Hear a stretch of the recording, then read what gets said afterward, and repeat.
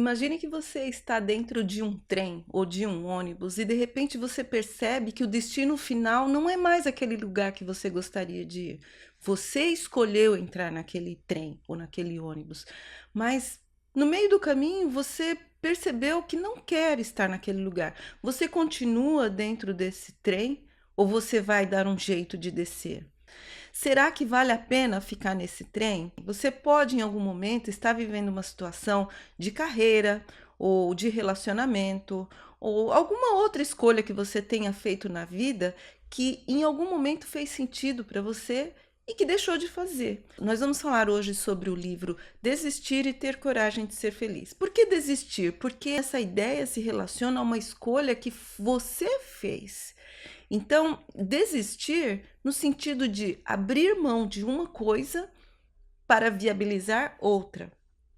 E a coragem é a coragem de fazer apesar do medo. A principal ideia desse livro é que não devemos desistir da felicidade e que para isso muitas vezes é preciso abrir mão de algumas coisas, tirar algumas coisas do caminho. Nós vamos trazer 3 ideias que estão no primeiro capítulo do livro. O primeiro é a Sociedade do Cansaço, do filósofo Byung-Chul Han.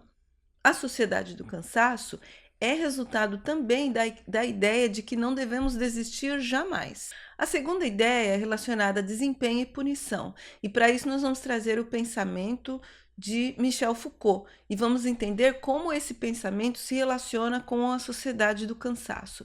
E a terceira ideia que nós vamos trazer aqui é sobre a liberdade para a deliberação, ou seja, temos liberdade para fazer essas escolhas e para isso nós vamos trazer o pensamento de Immanuel Kant. Vamos lá? Olá, meu nome é Beth Monteiro, seja muito bem-vindo, seja muito bem-vinda ao canal. Hoje nós vamos refletir juntos sobre a ideia de resiliência. O que é resiliência? Nada mais é do que aquela ideia de que nós devemos persistir sempre. Uma ideia que remete à capacidade de resistir, de persistir sempre, independente das condições. E essa ideia de envergar e não quebrar é a ideia de que você vai ser resistente às adversidades e que você sempre vai voltar à posição inicial. Existe agora uma ideia que vai além da resiliência, que é a ideia de antifragilidade. A antifragilidade, ela vai muito além, porque ela diz o seguinte: quanto mais você forçar os próprios limites, você não somente vai voltar à posição inicial, mas você vai voltar mais forte, com mais sabedoria, com mais resistência, com mais força, com mais inteligência. É uma ideia que desafia os limites humanos. A ideia de resiliência a qualquer custo e principalmente essa ideia de antifragilidade. Mas será que precisamos nos submeter a esse tipo de pensamento? Será que esse pensamento ele não dificulta essa avaliação que nós devemos fazer de vez em quando? Ou seja, aliás, de forma constante, porque a vida ela precisa ser refletida o tempo todo. Se nós estabelecemos um caminho e seguimos nele dentro desse trem em alta velocidade, sem fazer essa avaliação, nós corremos o risco de estarmos nos submetendo a limites que vão muito além da nossa capacidade física e mental. Então é isso que se relaciona com o pensamento de Byung-Chul Han, que nós vamos ver agora sobre a sociedade do cansaço. O que diz Byung-Chul Han na sociedade do cansaço? Ele diz que é esse excesso de positividade que causa o cansaço na sociedade. Esse cansaço que todos nós sentimos, ele deixou de ser um evento pessoal e passou a ser um acontecimento social. Ou seja, as pessoas estão realmente cansadas, não é impressão. E Byung-Chul Han diz que o excesso de positividade, que é essa mentalidade de que nós podemos fazer cada vez melhor, e esse cada vez melhor não é um melhor em relação a si mesmo, é um melhor em relação ao outro, portanto, é uma mentalidade que estimula a competição. Então, por isso, isso está muito relacionado no mundo corporativo, no mundo do trabalho, por exemplo. Mas isso vale para qualquer situação. Então, o que diz Byung-Chul Han? O, o cansaço do esgotamento não é um cansaço de potência positiva. Ele nos incapacita de fazer qualquer coisa.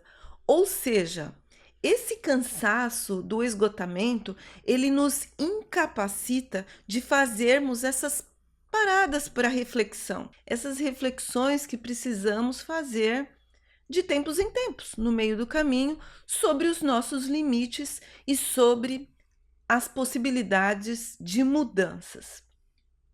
O segundo pensamento que nós trazemos e que vai se relacionar com o pensamento de Byung-Chul Han é relacionado à questão do desempenho e punição. Para isso, nós vamos trazer o pensamento de Michel Foucault, que foi um filósofo francês que estudou muito a fundo a questão do indivíduo, a questão do ser, do sujeito. E ele traz para essa reflexão pensamentos que relacionam o poder e o conhecimento.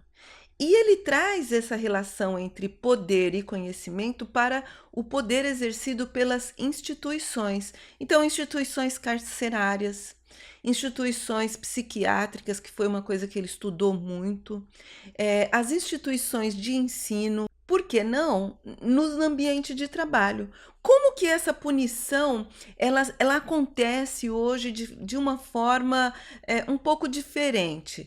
Essa punição ela é colocada hoje em forma de premiação. Então, se você não desempenha, se você não entrega aquela produtividade ou sabe aquele quilômetro a mais que você precisava aí, que muitas vezes você escuta numa avaliação de desempenho, ai, faltou aquele toquezinho para ir um passinho adiante. Então, é esse desempenho que vai sendo apertado, apertado, apertado até o limite. Antes, isso era colocado numa forma de punição. Hoje é colocado em uma forma de premiação.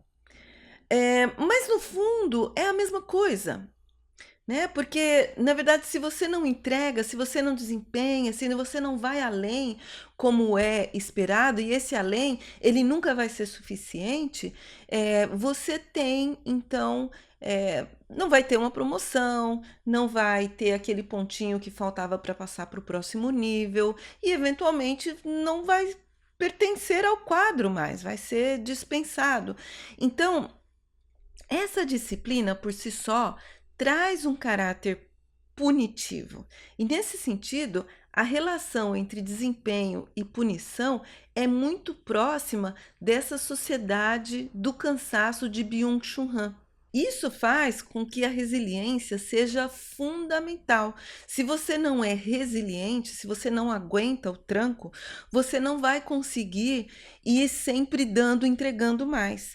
Então, o que Byung-Chul Han diz é que a sociedade da performance, ela é baseada na positividade. Então, lembra daquele termo de antifragilidade que eu falei?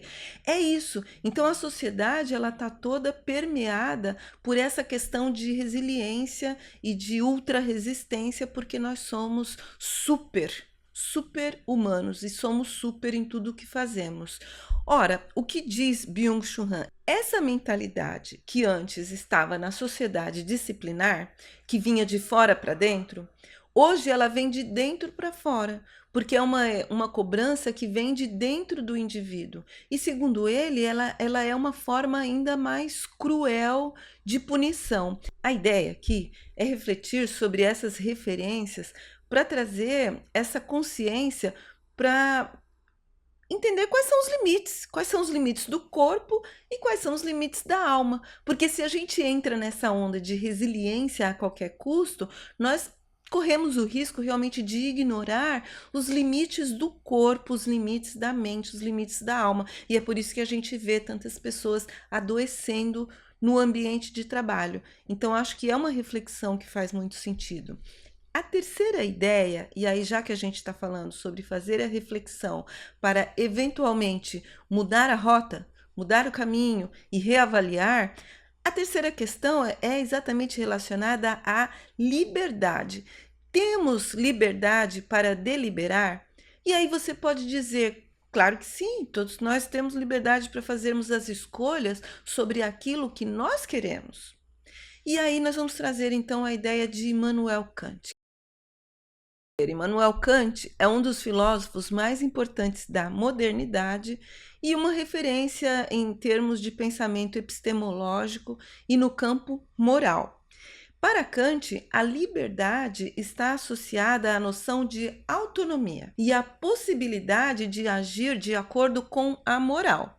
Então, nesse sentido, essa possibilidade de agir de acordo com a moral não é necessariamente a liberdade de agir de acordo com o que nós queremos, porque o que nós queremos está baseado em questões externas.